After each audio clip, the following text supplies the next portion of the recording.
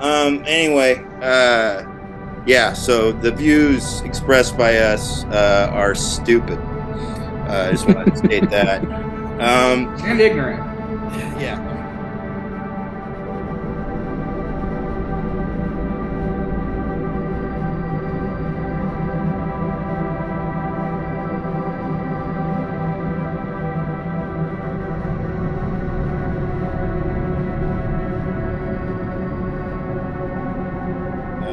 And we are back. Welcome. We are here. It's Meaningful Times with Friends, episode 2. Greetings again. We shouldn't have to introduce ourselves again because we did that in episode 1, which was a very, it was a success. I want to say we hit the high low 3 digits compared to my other videos on my channel. So, and that was in four days. So I want to thank everybody who watched it, listened to it. Thank the people who gave us positive feedback and all of that. But before we get on with this episode, which we are filming on Mother's Day, so happy belated Mother's Day when this episode will be released. But I told my mom I was recording this. She loves the episode, this format, and loved the first episode. So I said we have another one coming for your Mother's Day gift. So there you go. But we have before we get started, I need to issue a formal apology. And that is to someone we all know. He goes by the name Gino.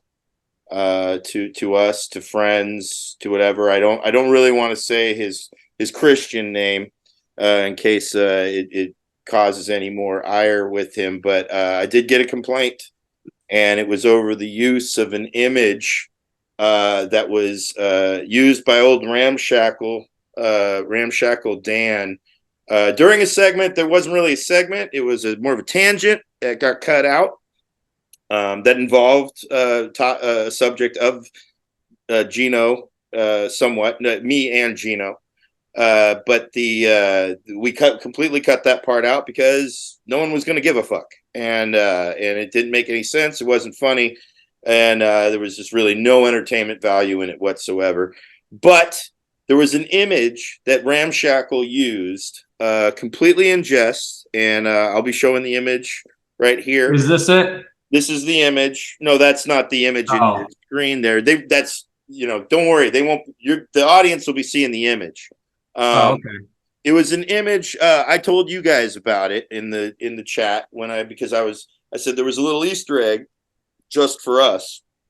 And it was an image of Gino's face put over Ellen DeGeneres' face on the cover of Time magazine, stating, "Yep, I'm gay." And Gino, it had nothing to do with this isn't, homophobic based. I'm fairly certain because Gino's expressed lots of comfort with Homo sapiens as well as the gay ones. And so it was really just over the fact that he didn't appreciate I don't really know what he didn't appreciate. He didn't appreciate it. It was all just done in jest. It was primarily Ramshackle Dan's making. And I love how you're apologizing by like blaming me repeatedly. no, I'm That's apologizing not how an for my apology part works, in it. Dave. No, it is because No, I've you had say that you are extensive. sorry because of what you I did. You don't go am like, 12 yeah, I'm steps. really sorry, So Dave, I have done the 12 steps. I know step 8 how to okay. make amends. And this One is of the logical fallacies is the guilt of my party. part of it was in using the image to cover up your face in when I showed the screenshot of the episode of In the Oh, Meantime with me and Dave that featured all of us getting dark. friends, and it had your face in it, which you choose to obscure. I have camera issues. Yes, we understand that. It's called camera issues, but willfully. willfully. What is it that contains cat semen? I'm just curious. What? I can go into that later. Let's finish. Let Dave finish his heartfelt apology here. So I want to Which I was apologize for throwing him under the using bus. this image. I want to apologize for using this image without Gino's express consent originally, even though it was primarily Ramshackle Dan's fault for even creating the image and putting it in there for me to even share with everybody, because I remember I shared it in our group chat, and then I decided to use it as a gag for the thing. But now here is the image used with consent that Gino sent me, that he would prefer us to use if ever we use him, or the subject of him comes up. So that's that. We got that over with. Okay. So now we're on to our topics of this week. And there was a lot of these were painstakingly chosen because I don't know if you noticed by our first episode, but we really did you introduce yourself? We did last time, man. I know, but you're assuming people are watching this like a series. Up there, first time people. This is gonna be. We're gonna have a drop in views. I'm gonna tell you that right off the bat. But if you keep apologizing like that, you're gonna have 0 listeners. This guy has no integrity. I think people understand where I'm coming from with all this. That's the problem. Dave. Who are you guys? I'm Nathan. Take your time. Hello. Think about it. Hello. Nathan from Newark. Yep, that's right. That's the NWK. Yeah. Salad. Yeah, I'm Jason from San Francisco. You're from Newark too. Crunch. Yeah, you live in San Francisco. Also from Newark, but live in San Francisco. Yes, he lives there. All right, so Jason over there, and then last but not least, with improved audio, who do we have left there? Ramshackle Dan. Yeah, hey, I'm Ramshackle Dan. I'm a professional. Having camera issues, still, it's kind of vexing.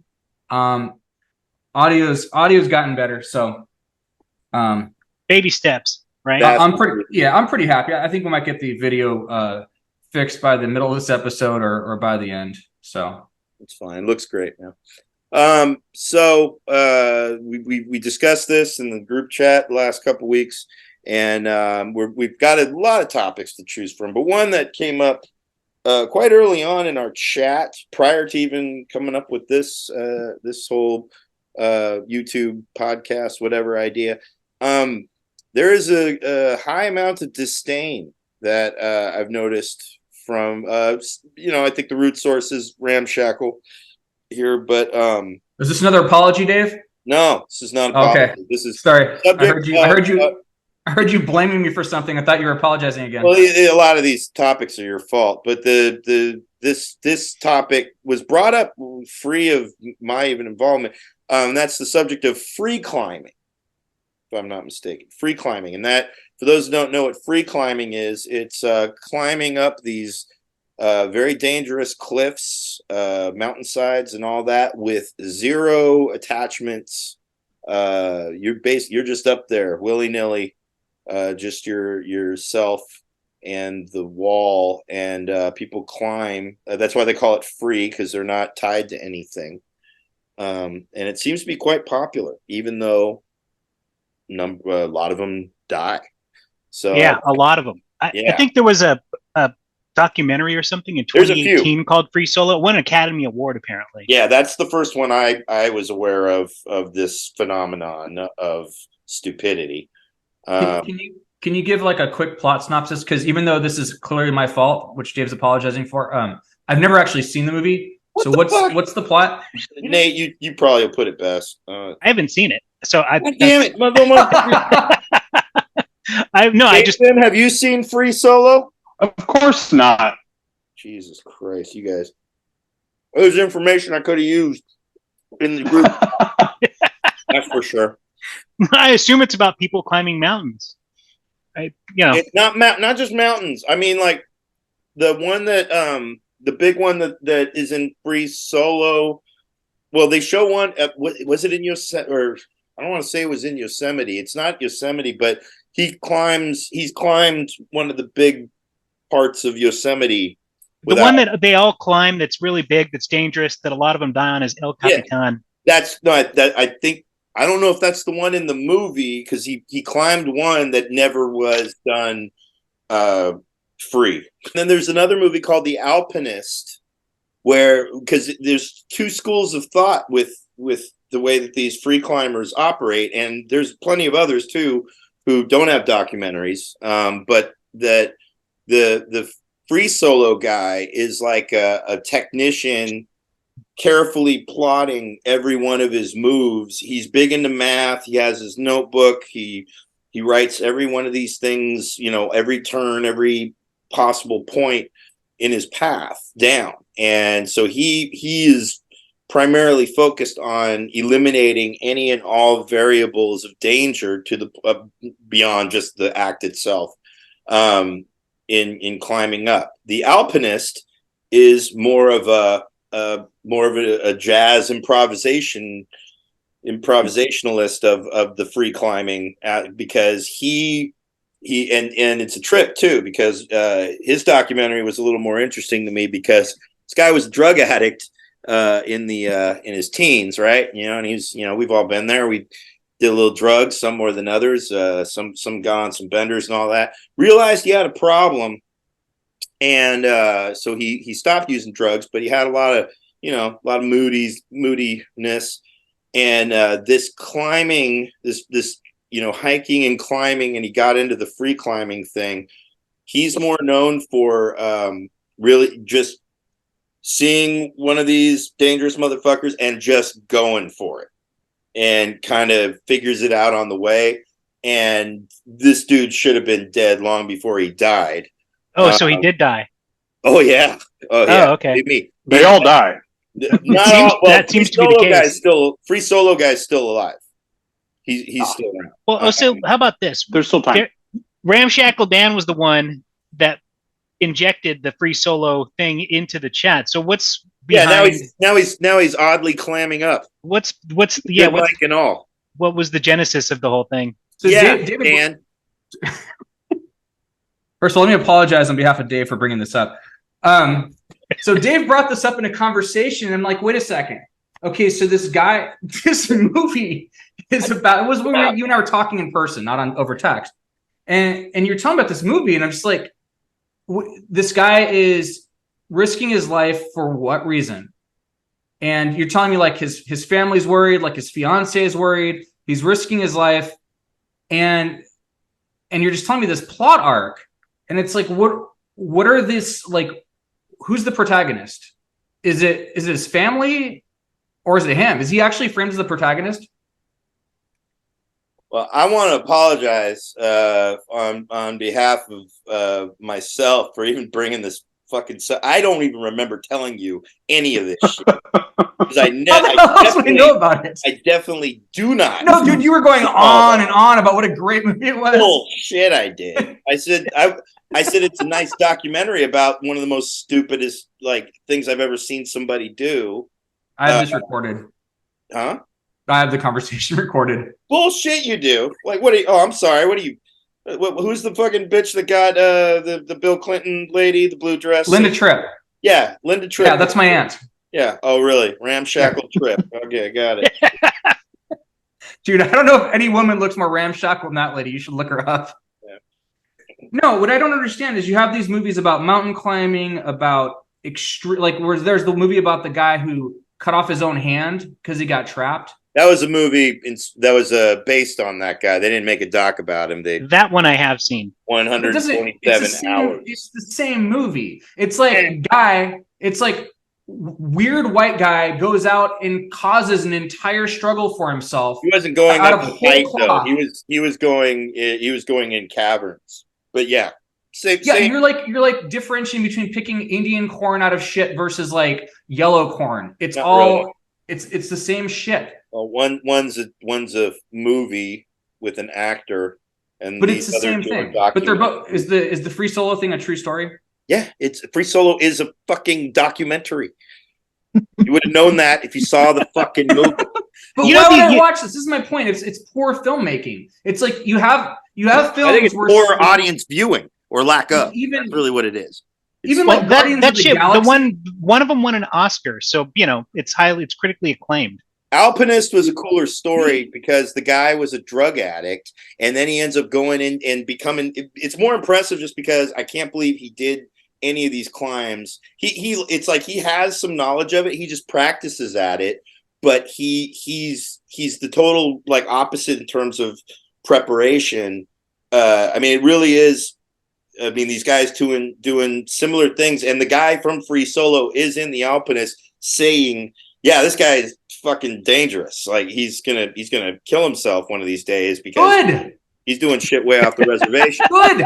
This episode, actually, the through line through all this is definitely Darwin's theory proving to like really fuck people up. But the point that I was trying to make was the guy who is in the Alpinist. To me, the fact that they were looking at his climbing as being kind of like a good thing, even though it was scary, but people were less concerned about it than him being a drug addict, which everybody loves to harp on a drug addict. I know because I've been there. And people just like, hey, you got a problem, and we're really worried about you or whatever. Oh, don't worry, I'm going to sober up, and now I'm going to go climb these mountains with no people love an underdog story, right? Oh Dude did meth for 20 years, but then climbs mountains, And he's dead. Dude, Jackie Robinson is an underdog story. This guy is a self-destructive narcissist. Like, dude, that's what I was saying. The John Wayne Bobbitt, like, Uncut, when he made a porno, like, that's a fucking comeback story. He got his dick cut off, not by himself, right? By his wife. And he got it sewn back on and he fucked on camera. That's a hero. Fucking Free Solo. Well, I don't know if he abused his wife first. I don't know if he's really that much of a hero there, Dan. But the thing is my thought was, I wonder if the family, if they could get him back, but he had to remain a drug addict, would they want him back?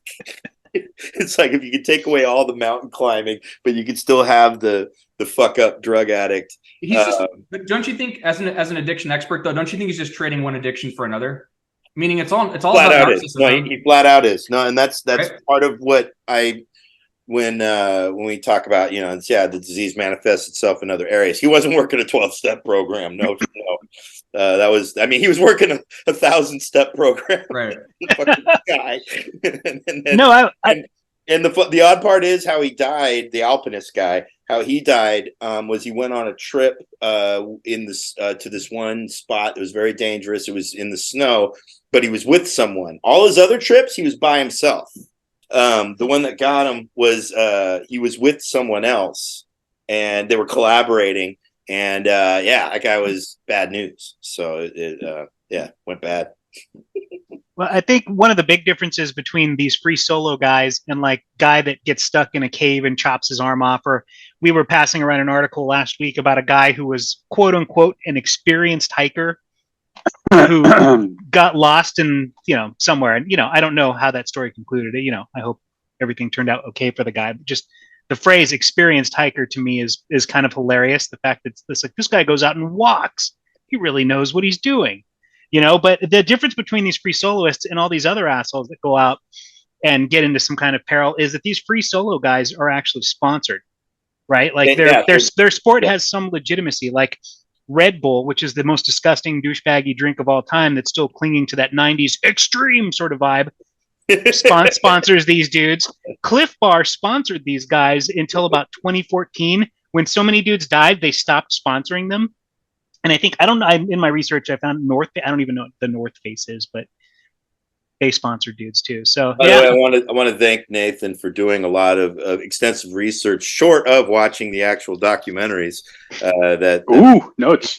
He took a lot of extensive. This is being a radio dork to the nth degree. I'm curious. Actual show prep for this nuts. No, hey, stuff. Look, I took notes too. Look, see, look at my notes.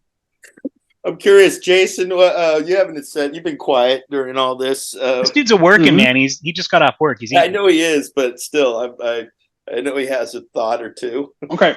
Well, my thing is, it's kind of not necessarily related, but it's basically the same thing. I think at one of the offices that I used to work at, somebody had middle-aged white lady, like, decided to quit her job and like sail on a yacht you know, because she just needed to get away from her life or whatever. And it was this big adventure for her. And she wrote a fucking memoir about it. And somehow that memoir ended up in the restroom at my office. And every day I just, you know, I think it's all kind of like part of the same thing, you know. It's like people who have no challenges or meaning in their life, like looking for something to struggle against, you know, like they were born into privilege. Like this lady just was able to pick up and sail off on a yacht, you know. But somehow she turned this into like a story of personal struggle and overcoming obstacles or something, and then wrote a book about it, and then expected people to actually read it. And apparently somebody did want to read it because they brought it into the toilet, you know, where I worked. And so I kind of feel like this whole thing is just people who don't actually have any problems, like trying to create problems for themselves. Because I think somebody else, I think it was probably Ramshackle Dan, said it was just white guilt manifesting, like people trying to punish themselves for being privileged. I guess, I don't know. There's No, some it's other exactly something like that. The phrase is other manufactured struggle, and you dead nuts on. If you're that freaking like guilty, like learn a skill, like learn to knit, like go to a freaking soup kitchen, join Big Brothers. All this is narcissism. It's like they have this, they feel empty, they feel bad, and then it's just some other sort of like masturbation, and it's just more narcissism on top of more narcissism. Like, like why would you? The narcissism, I will say when it comes to the attention, but I will say, because if you watch the fucking documentaries, I'm gonna run right out and buy it. You would have seen that there's others that are like part of it who don't do it for, they aren't trying to cash in, they aren't trying to really be seen doing it. They actually are into it. And this is more like the Alpinist was kind of closer to this. They do it for themselves. And yeah, they worry people in their lives. I mean, hey, if you're going to climb mountains, can't you have a little fucking strap to give you a chance to, in case you slip? I'm a clumsy motherfucker. I fractured my shoulder just jumping up a step, getting to a bus stop. And so, and that margin of error exists in all things around me. It's one thing if you need to do it. Like, for instance, I get a lot of shit for walking. Like I don't use Uber or Lyft. I do my best to either use public transportation. You know, I bum rides for my fellow comics to gigs and stuff like that, but I usually work with them when I'm trying to do that and try to make it beneficial for them, not just taking advantage of them. But when it comes to like, I get home and the buses are done and I got to walk from Warm Springs BART home. That's an hour walk and it goes by fairly quickly. I do that walk quite a bit. I did it also from Fremont BART to my old place in Newark. And I get a lot of shit from people sometimes where they're like, why are you walking? Just get an Uber, get a Lyft or whatever. And these people go to the fucking gym. And you know what they do at the gym? They get on a fucking treadmill. And to me, it's like I'm walking with a purpose from going from one place to the other. I get exercise. I have nice me time. I listen to my headphones, get to listen to some music. There's kind of a purpose there. And so I think the point to the Ramshackle is really hammering to the point of you know, kind of I want to say projecting more narcissism onto them, but the fact that it serves no purpose. It's one thing if like you're on the ground, I don't know, for whatever reason you have a threat that's, you know, a bear or something like that, and you got to climb up a fucking cliff to get to higher elevation to avoid a circumstance. But if there's no purpose to it other than an adrenaline rush, yeah, it's drugs. It's the same as drugs. So. Yeah. So what you're saying is once you've gotten to the top of the survival pyramid, there's really nothing to do. There's the motherfuckers that jump off. What do they do? Exactly. Those fucking wingsuits or whatever. Yeah, they do those. Well, you know, it's like the Cramp song. They need a new kind of kick. You know, it's exactly what it is. Give it to Jason, man. If anybody knows that song, finds the modern rock window. Like Susie needs dick. Sorry. All right.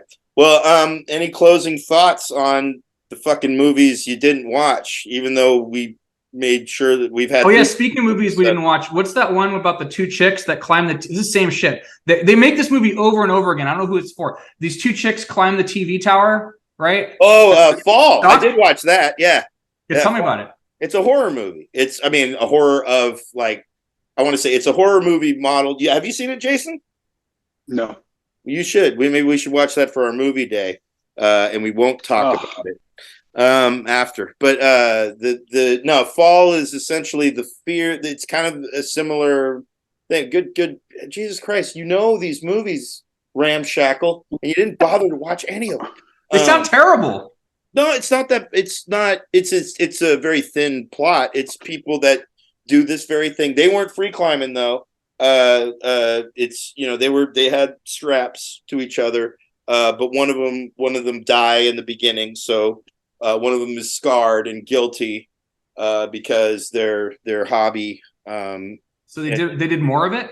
Somebody's died. No, what? Well, one of the friends challenges the one who feels guilty to try and get back on the horse of facing the fear. So they climb up this very tall tower, and then of course they get stuck up there. And wow. And there's I don't want to give too much away of it. It sounds like that movie where they get like stuck on the ski lift. What was that called? I didn't see that one. Oh well. See, now who hasn't watched a movie? I didn't. No, don't. You didn't. Take that, Siskel Ebert. No, sorry. The only movie I've seen in this vein stars. Stallone, I think, was in a Cliffhanger.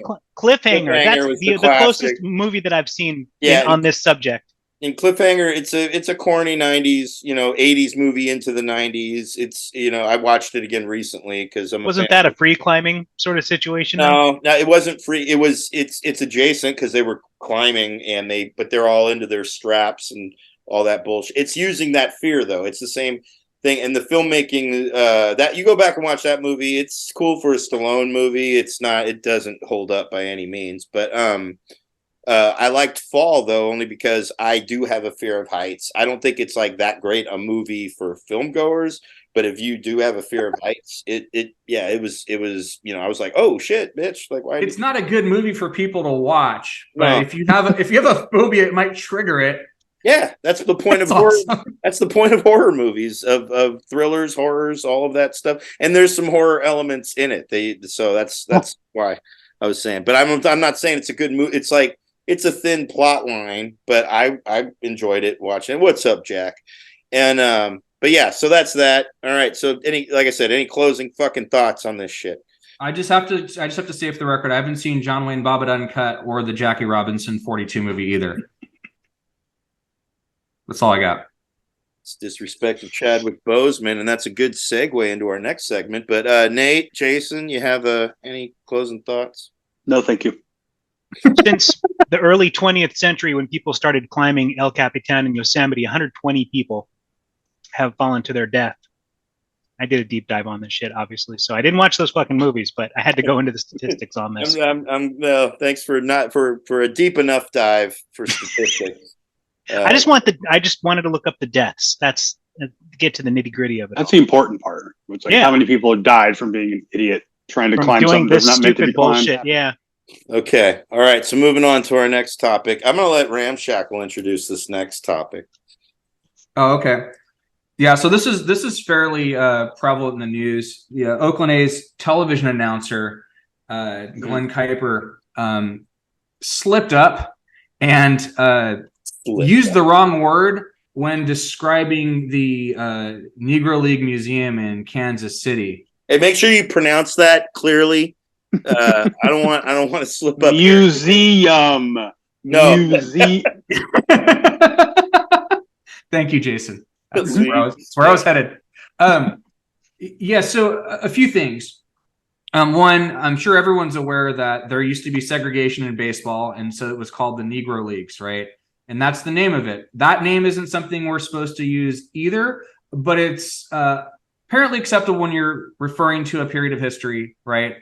Glenn decided to use a different word, and it wasn't that he slipped up. It's like you can't mispronounce one word for the other.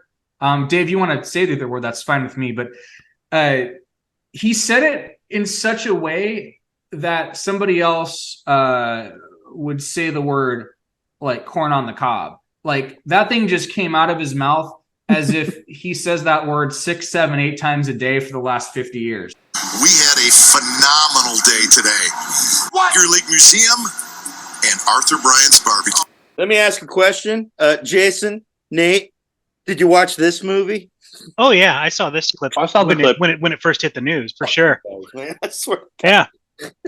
It's easily astonishing. digestible. It's like, the clip I saw was like 1:30 or something. The one I saw, it's like 4. The what he said was like 4 or 5 seconds. 7 seconds. It's 7 Yeah. seconds. We had a phenomenal day today. Your Lake Museum and Arthur Bryant's Barbecue. Yeah. And I guess I watched some lead up or something It's to a it. I don't quote, know. phenomenal time. so A phenomenal time.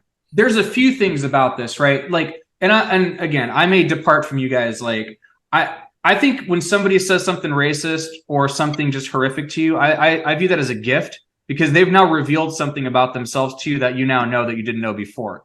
Like, I've been watching this fool and his admittedly mediocre, like C- announcing for a long time. And I'll say this, he only got his job because his brother is Dwayne Kuiper, a much more famous baseball announcer for the Giants. Also Like- a former player. Right. Yeah. Yeah, for the Indians. And The Giants. I'm sorry, the Guardians. It can't even be the Indians anymore. This is my point. There's so much ridiculous, like, overreaction, oversensitivity. Remember the Washington Redskins? Oh, man, I'm glad that's over. And, like, think of all the pain we've stopped. But, like, you have to think about what a baseball announcer is, right? There's 162 games. These things are, like, 3 hours long. If you're, like, watching Glen, you're spending, I'm going to do some quick ramshackle math here. It's about 480 hours a year, okay? Like, let's just assume we're awake for like 12 hours a day. You spend 40 days with this dude, and you didn't know he was that comfortable with that word. And I'm not saying he's a racist. I'm just saying he's really, really, really, really comfortable with that word. We had a phenomenal day today. Your Lake Museum and Arthur Bryant's Barbecue. It came out Racist- just like with butter. racist language. Yeah, it's not. What? And he sure didn't blink when he said it. No, No, he didn't know he said it. That's how automatic it was. And the guy. Either that or he was like, I can't believe I just said that. Move No, on, move not on, at move all. on. No, he was smooth about it. Took him how many innings before he apologized? He waited to the 7th inning stretch to No, he apologize. apologized at the 6th inning. I think this was during the 3rd. Welcome back to Kauffman Stadium. I just want to, a little bit earlier in the show, I said something didn't come out quite the way I wanted it to, and I just wanted to apologize if it sounded different than I meant it to be said. And like I said, I just wanted to apologize for that. But no, the guy next to him too was just nodding his head, and like it's one thing. Like if that guy heard it the way that Dallas Braden. everyone else heard it. He's a former player too, and he's got that big old beard. Yeah, and Well, what in cracked front- me up is there are probably racists that watched that and been like, what, like that, like their ears perked up. How'd Like, you know what I called that? Did I hear my favorite word? Like that's what was, and they both. He said it, and the guy just nodding like, "Yep, phenomenal time." We had a phenomenal day today. Your Lake Museum and Arthur Bryant's Barbecue. Like that was as much as it was thought through, and yeah, I want to say it was surprising because it was on NBC. Well, it was on NBC Sports Bay Area, like Yeah. the cable thing. But he didn't know he said it. But the thing about Dallas Braden is, and I read an interview with him before, he said, like when you're on TV and you got a producer in your ear talking about the next thing you're going to do, he probably didn't register it. He's also from Stockton, so that's probably not the first time he's heard that word. He's probably immune to it at this point. So what's amazing is this guy, when they replaced Greg Papa, who's like a world-class broadcaster, with this tool, it was like, okay, it's just nepotism. And then I had to listen to him for 5 years, struggle to get up to mediocrity. And it's like, he's going to lose his job. He got his job because of nepotism. He's going to lose his job because of racism. At no point during his entire journey did his skill as a broadcaster ever come into play. So it's kind of a fitting end for this dude. Well, I'm not by any means a sports fan, but I do know what's going on with the A's right now. And I think the whole thing is sort of emblematic of what the shit show that the A's are in its entirety, because, the owners are moving the team to Las Vegas, right? So I think the A's moved to the Bay Area from Philadelphia like in the late 60s at some point. They have What did your notes tell you? I didn't take notes on this. I know this, but they play in the oldest, most decrepit ballpark in all of the major leagues. No one goes to their games, right? I mean, it's like the Giants, like the A's don't even exist in comparison to the Giants. It's ridiculous. And so, like, you have this team that is just like flaming out hardcore, burning bridges with all their fans, and now this dude drops an N-word live on TV. I mean, it's almost worth watching baseball this year for the A's just to see what else is going to happen. Yeah, it's like once you figure you found the bottom, Glen's like, hold on, I got a shovel. We had a phenomenal day today. Your League Museum and Arthur Bryant's Barbecue. Yeah. Hold my beer, they like to say. Yeah, hold my Bud Light. Hey, that was transphobia. We're on to racism. What's the preferred alcohol for racism? Yeah, that's a good question. It's a thinker, isn't it? It's got to be Jack Daniels, I would think. That's got to be up there. Yeah, whiskey, like a whiskey. Yeah, some kind of whiskey from the South, something. Wild turkey. Yeah, some kind of Kentucky bourbon. It's funny about the word in question, because we grew up probably during a time where white parents of friends, maybe even our own parents, might have busted out the word before. And I remember when I would go over a friend's house, who would most likely be a white guy, and then I remember they were doing that one little thing on social media where I'm like blank years old or old enough or whatever, and I said I'm parents of my white friends comfortable enough around me to drop N-bombs years old. Wow. Because it was, growing up in the 80s, there was, I want to say the 70s, that word was on television with black folks interacting with white folks. It's in sketches. It's on, it was on sitcoms. It came up, and they usually would address the subject of racism around it. And you understand the word itself is just a word, but it's got a painful history. And I think all of us, knowing the friend circle that I have, even the guy who has been invited to be on this show, has enough sense to he didn't feel comfortable. He didn't want to. He kind of opted out because of this very subject. We don't use that word, yet we were still in a part of a time period where people still felt comfortable that it was okay to use that word in jokes, to use that word in even in casual speech and all of that. And then our generation got introduced to Quentin Tarantino, who reintroduces the word in a very funny moment, even though it is somewhat problematic because it came out of a white guy, came out of a white man's mouth with a black character present. You mean like the picture I have up right now? I guess. I don't know. I mean, I'm just saying as far as the word ultimate expression of racial harmony. It's one of those things of just understanding that I come from a time where I'm I think I know the word's a problematic word. I don't use it. I've had permission to use it on stage jokingly from black audiences. Yeah, that's a trap, bro. No, it was it is, but it was also it was done in jest, obviously having me say it more in the rap context with the A, not the hard ER, but when I was doing a bit, and then I literally got permission from the fellow comics that ran the room that I was part of. It was this place called Dorsey's Locker, and it was one of my favorite places that we got to do comedy in. A lot of old school black folks and a lot of young comics of all across the diversity spectrum. But I've had literally one of the DJ was like, "You can say it, Dave," and I was like, "I'm not falling for this." I think that's an offer you got to And opt they were out of for laughing. Well, sure. they were laughing at my reluctance, and I did follow through saying it, and they laughed because they knew that it sounds so funny hearing how scared I am to say something that I know I shouldn't be saying. I didn't grow up saying it. We also grew up during that time where hip hop culture was like we were part of we weren't part, like we were children when it was starting, but when it really started becoming commercially successful, we were in junior high and high school. We were, a large part of our generation was the buying market of all of this new music that threw that word around, and the culture became popular, and then everybody imitates what they're into, whether they're from bad neighborhoods or they're from the suburbs or they're from rich neighborhoods. They all had a Chet Hanks in we all did, and there's words for how you describe them. Don't even know if you even want to go there because it implies the original word. But we came from a time where like people, so long as you were hood, you sounded comfortable saying it, people would say it.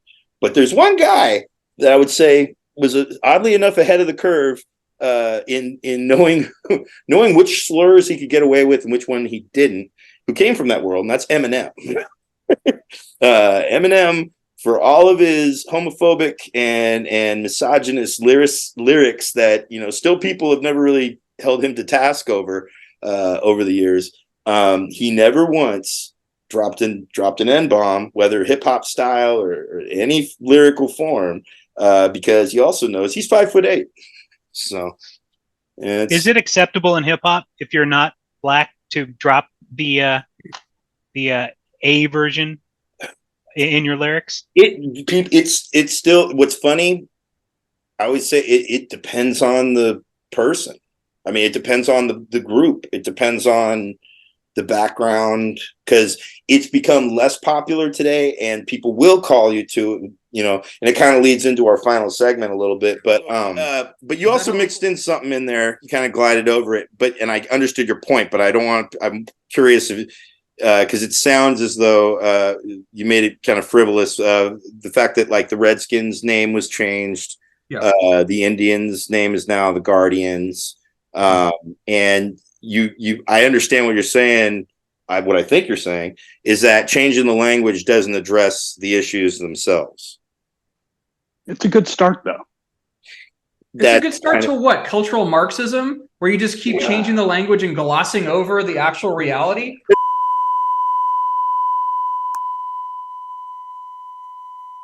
We had a phenomenal day today. Your Lake Museum and Arthur Bryant's Barbecue. But at least people are not taking it for granted anymore. Not as much. You know what I mean? It's at least becoming something that people are talking about instead of just assuming that it's okay. And people who are saying this is something that offends me are finally being listened to, at least a little bit. And I think that's a good thing. I think anyone who says the words "this offends me," that's their problem. But I will say this: the Cleveland Indians logo was bad. It was comically bad. It was, it called like Chief Wahoo or something like that? Yeah. Would it have been Apu from The Simpsons? Would that have made it better? I don't know. It's worse than Apu. Yeah, I mean, I don't think we should be sitting here catering to everybody's sensitivities, because everyone's got some burn in their saddle. I don't think that's stuff that's been long overdue, man. I don't know. I think progress is slow. Yeah, and I think you got to start somewhere. I don't think that it's some great tradition to have a team named something. So if you don't want to call a team the Redskins, then fucking get rid of it. It's baby steps. Like one day it's the Redskins, but maybe the next it's taking down a Confederate statue. I think one thing leads to another, even if it's insignificant, like the name of a team. I think what's the purpose of taking down a Confederate statue? What does that do? Does that make that whole period of time not exist? Should there be monuments to slavery? I mean, should there be monuments to a force that was defeated in our country? But that's not what it is. It's a monument to a different view on government. The slavery thing's a red herring.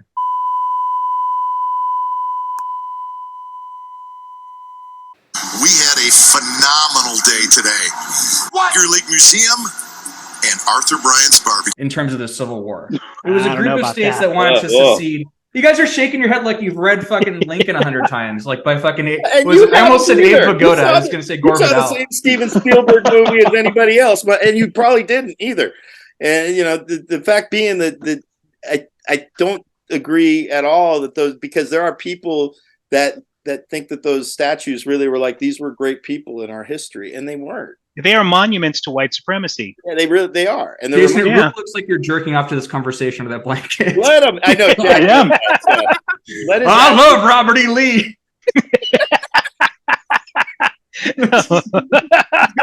He's gonna do a come tribute to Stonewall Jackson.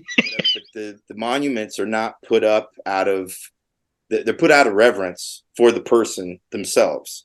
Right. And the fact is, people in the South, there's a lot of people who don't like them. There's a lot of people who do like them. The fact is, a lot of Native Americans not happy about the Redskins, not happy about the Indians' name. And those are the very people that they have that kind of, should have a say in that. It's usually white people that are loudest about all this shit. It's not, there ain't that many white people these days. That's why they're scared. I mean, Well, I'll tell you what, I've had conversations with people, like with family members, about the term Latinx, and I don't know any family members who happen to be Latino that like that term. none of them. And I also have found that the people that defend that term the strongest are people who are white. Exactly. And so it's There's kind some of young an odd, odd, no, there's it's some kind young people too. I have no problem with X. people. I have no problem with anybody calling themselves what they want to call themselves and identifying however they identify. I'm just saying that it seems weird to me that that term in particular is so something that I don't see people that I know who are Latino or Hispanic want to be called that. So I trip out when people go hard for things like that. I'm starting to see Ramshackle Dan's point. I think what he wants is a monument to Glen Kuiper at the Coliseum. Is what he's really trying to say. Well, his brother did don the Chief Wahoo cap. My point is, everything is oversimplified. It's the same conversation we had about the media before. Then what somebody is as far as something being oversimplified, what I mean, because you could very much, it's a slippery slope, man. Like, see, that's now you're throwing racial slurs at me. We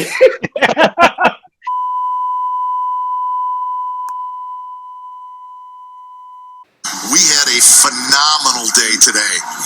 Your Lake Museum and Arthur Bryant's barbecue. You ever notice the only place you still see the term Oriental is in porn? Oh, porn is the last bastion and last haven for all racism. It's amazing. That's gone down 0% in the porn world. I don't know about gay porn. I'd have to ask someone who's not here. But Jason, since you're here and you have some familiarity with it, What? is it as bad as like straight porn, where it's like the racist language has not changed in the last 20 years in like hetero porn? Not one bit. Yeah. Well, the way my personal experience of it, like with my company, like it was just, let me start over. There is some what would be called racial play involved in that kind of stuff, but it's mostly like acknowledged as a specific fetish. Mm-hmm. And so it's, something that's agreed upon by both parties. And I'm not speaking strictly just of porn, but actually in general in gay sexual relations. There is that aspect to it. So I would say that there is some of that going on. There's a little bit of the fetishization, but it's all, in some way, shape, or form, all pornography is objectification. And so any of the racism, any people who get turned on by racist attitudes or anything, it's all part of the objectification. It's just a different flavor of objectication, really. Yeah, dicksploitation, if you will. Yeah. All right. Well, okay. We've definitely harped on this and plenty, and I'm sure Definitely the best Glen Kuiper conversation that there's been. I guarantee you that. Yeah. Probably, yeah. And I love how Dave had his own Glen Kuiper moment by calling me a slippery slope.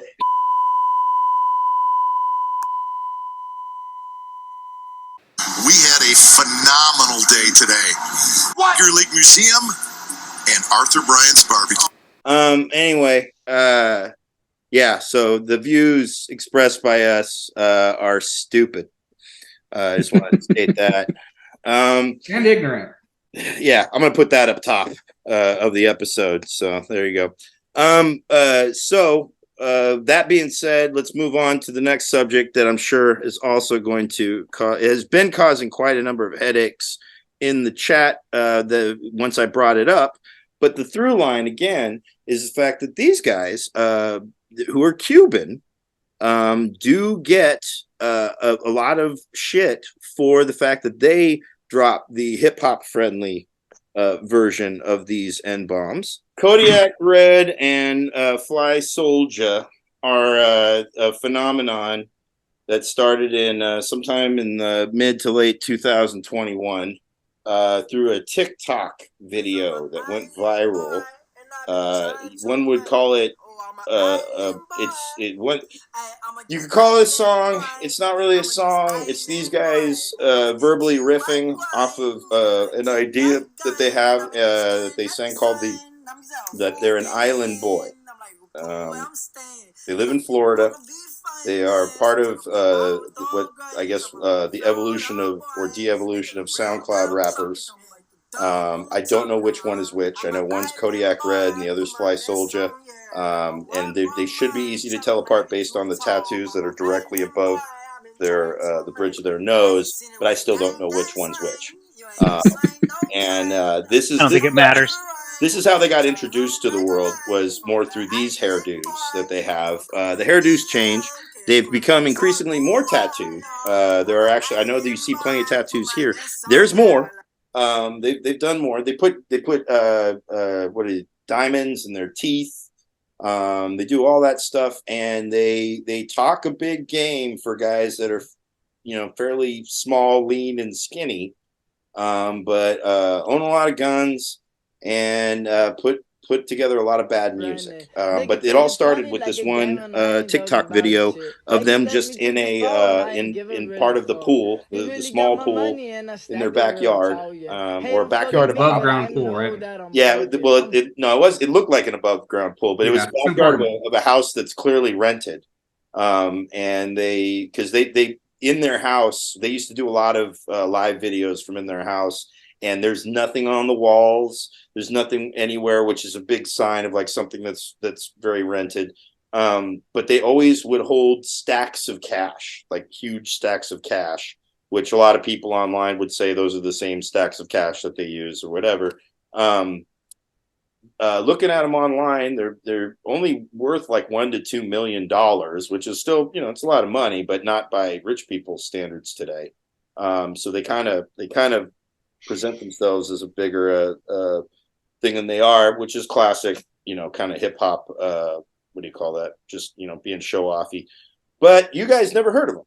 For all of the phenomena they were primarily online and all that. When I asked you guys if you had heard of them, the three of you had not.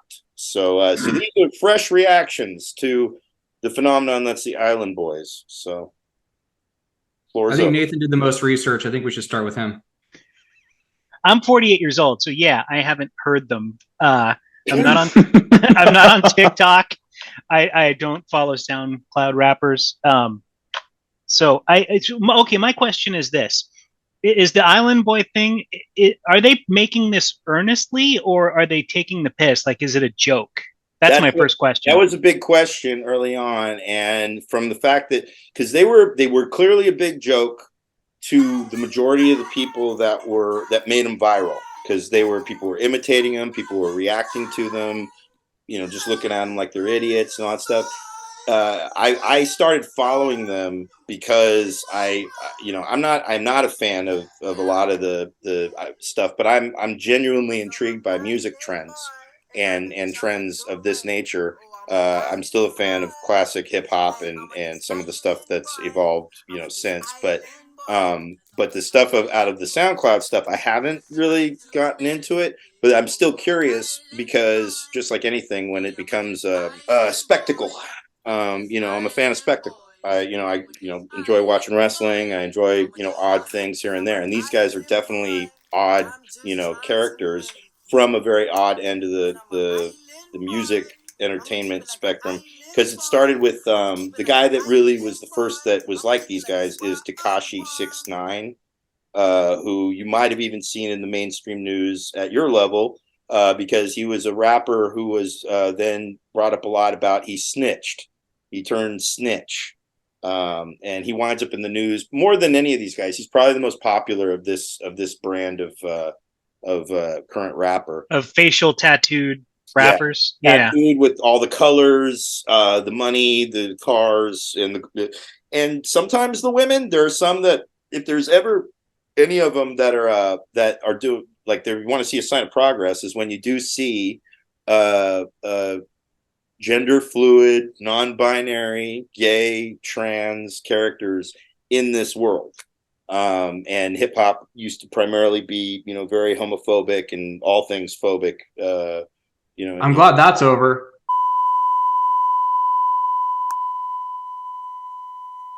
Look, you have two people that came up with a stupid song. Raise your hand here if it wasn't you've never even a done that. song. It wasn't even a song. It was It's a hook. It was a jingle. They were literally just riffing it in the pool exactly. And they caught on video and filmed themselves. Like, how many times have you done that? Never. Oh, come on. Oh, you've never I've never filmed myself and so turned that fair. into This money. is the distinction I'm drawing, Dave. It's just an era, right? You talk about the 90s. There's nothing that these TikTok people aren't doing that we didn't do back then. Stupid songs. You're missing the point. What I'm trying to say. Oh, I believe you are missing. This is the most thought that they put into is in all of their skin and their hair and their teeth and all of that. The least amount of work they put in was in that song, or not even a song, in that jingle. And that jingle was what got people both. They were intrigued by their appearance and were just mocking them. But the odd thing is too, a lot of kids started singing it. People were singing because it's catchy as F, dude. And it wasn't. They got a hook. It wasn't even a song. It wasn't a recorded song. It was just a recorded moment of two dweebs in a pool. Well, and What's the difference? You can't have a song like this without cultural appropriation being a part of the conversation, right? Because we long since passed that when they're singing it in a stupid like faux Caribbean accent or something like that. We skipped over appropriation. Where is Cuba? Cuba's in the Caribbean, right? Where their ancestors are from. Okay, so they're culturally appropriating themselves. And people in Cuba speak Spanish. So I don't think people in Cuba Spanish are like, "Hey man, ¿qué pasa?" You know what I mean? Like, that's not part of the dialogue. I think that's actually technically Latinx, Nathan. I think you're right. Latinx sounds like a wrestler. ¿Cómo está ustedes? I don't disagree that there could be appropriation. I just don't know from where. Yeah, Teletubby land. I don't know. That's if they're stealing culture from Teletubby. And when I first saw them, I thought it was like, those child stars that like turn bad. I thought the Teletubbies just got like turned out. I know.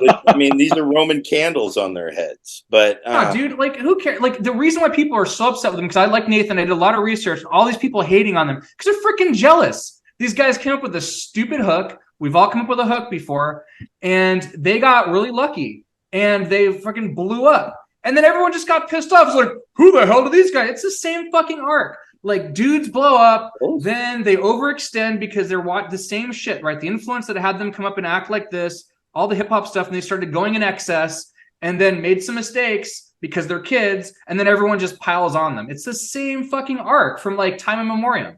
There's nothing wrong with what they did. There's nothing wrong with these guys. I did not expect the outrage, this flavor of outrage from Ramshackle Dan. Yeah, he's defending a public defender over here. Well, to be fair, the song by Dak, is it called Party Sleeper? Is that what it's called? Dave's band, yeah. There's a song called Party Sleeper. I can understand the Island Boy lyrics a little better than the words in that song. I'm just saying. Look at that. Ooh, we called out, man. I like that. Yeah, it's your band, dude. Shots fired. All right.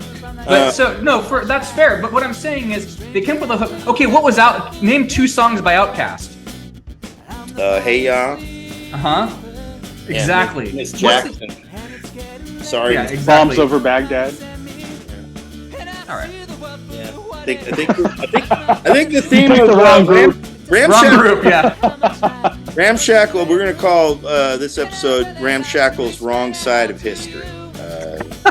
All right. You guys are wrong, dude. Dude, seriously, like the only people that don't like these guys are haters. And I watched that video and it sounds like they're Wrong making money off jackal, of- Dan. That's what Wait, which video? The music video or the one where they were No, talking? the one that those three people just talking shit about them for no reason whatsoever. Well, the one guy claims he owes them $150,000. Oh, the Oh, guy yeah, who says yeah. he's their former manager and his Former name is manager. Poker. Yeah, the he's saying Jew. they're dumb kids and they're just That's old, trashing yeah. them. Yeah. It's like the ultimate punching down. He's saying like, oh, they only make money off a Cameo. They make millions of dollars off a Cameo. Yeah. Dude, how much money do you think Cameo could get off a Cameo? Huh? Think about that. So Bringing up Dave old shit, man. Dave fucking mastered the through line with that shit, right? He walked us right into that. My point being, though, before was the fact they managed to parlay all of this nonsense before we grew up in the age of the one-hit wonder, and those were songs that people put work into, work and years prior to those hits of performance and all that kind of stuff. Like Vanilla Ice. I mean, he danced. I mean, he had to dance and shit. These guys ain't dancing. What's the that's These guys, you what's want to the see? difference They have a between Vanilla video. Ice?